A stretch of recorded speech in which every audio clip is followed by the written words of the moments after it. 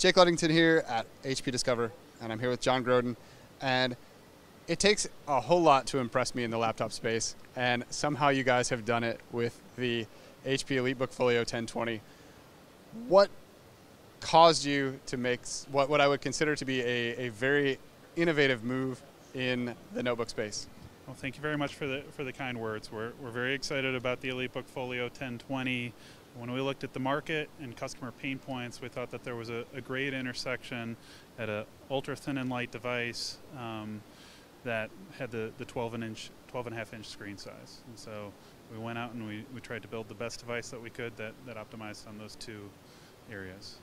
Now, you may not say this, but I think it's hard not to draw at least some parallel to the MacBook Air because of the elegance of design, the thinness, but really you went above and beyond the MacBook Air with features that Apple hasn't ever bothered to implement, and actually nobody else in the market at this size has come up with even approximately similar feature set.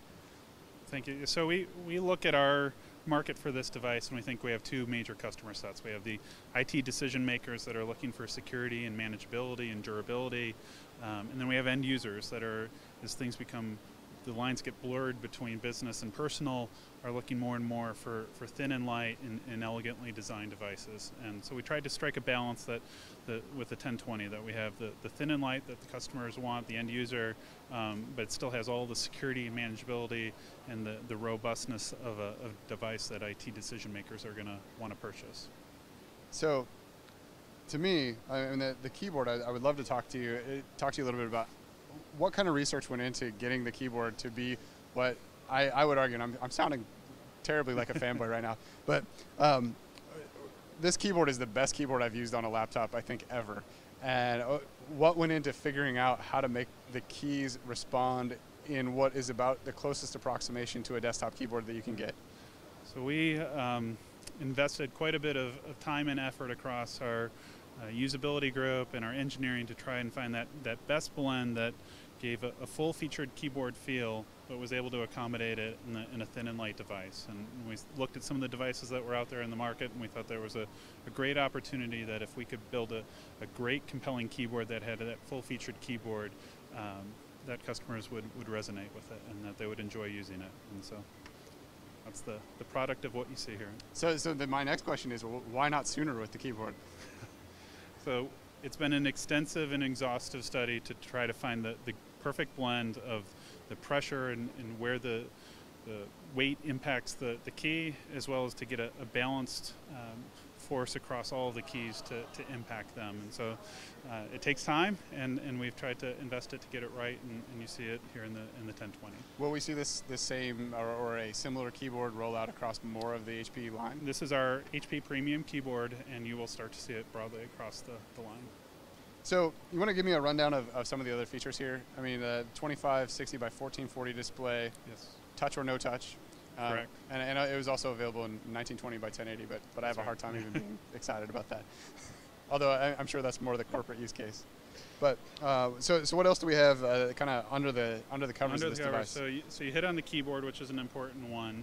In addition to the keyboard, we pride ourselves on the security and manageability that I touched on. So we have our HP Sure Start BIOS, which we think is industry leading. We also have vPro available to help with manageability. It works well with our HP Touchpoint Manager. And durability, as I mentioned, is very important. And for us, durability is measured by the mill standard testing, and so we've held ourselves to a very high standard. We think the most important test is the drop test, and so we've ensured that it passes that. It has to be dropped on each side 26 times from 30 inches. So if we drop it here, it might survive? It would boot right up. Durability is something that we take very seriously. In addition to the security and durability, collaboration. So we've designed this for executives and mobile professionals that are on the road quite a bit. Increasingly, as people are using Skype and Link more, they need to do video conferencing directly from their notebook on the road in environments that people normally weren't taking calls. So in hotel lobbies and in airports where there might be background noise.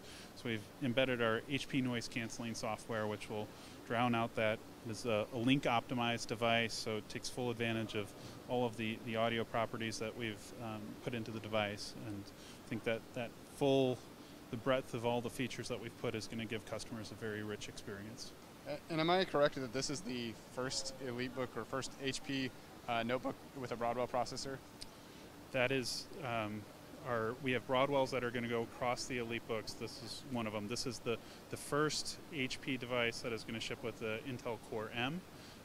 Because it is an Intel Core M, it allows us to achieve a fanless design, which means that coupled with our SSDs that this device has no moving parts, which I think is another important first for this device. All right, well, I want to say congratulations on a great laptop, because I'm hard to impress. Well, thank you very much, Jake. We're very proud of it and look forward to customers getting to use it.